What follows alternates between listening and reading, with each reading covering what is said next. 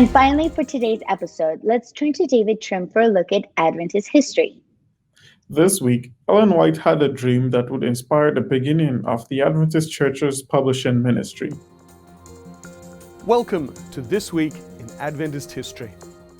On November 8, 1848, James and Ellen White were in Dorchester, Massachusetts, which is now part of the suburbs of Boston.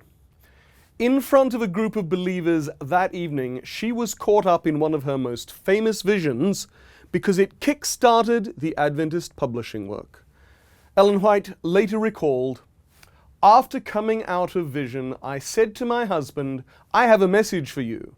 You must begin to print a little paper and send it out to the people. Let it be small at first, but as the people read, they will send you means with which to print, and it will be a success from the first.'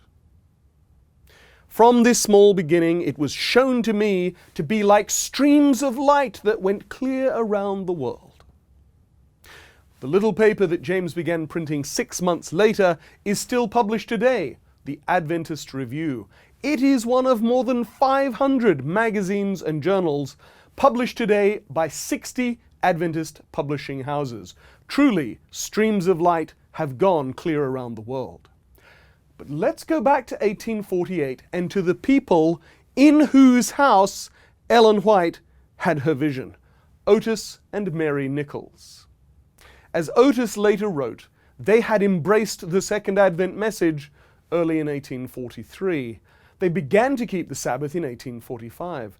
Now, today, naturally, James and Ellen White's ministry is what captures our imagination.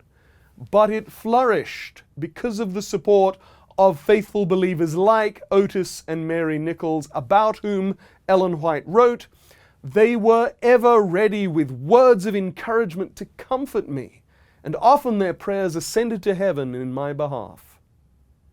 They provided a roof over Ellen White's head, as in November 1848, and also provided financial support. And in addition, Otis was a lithographer by trade and prepared the prophetic charts used by early Adventist evangelists. Mary passed away in 1868, Otis in 1876. That was This Week in Adventist History.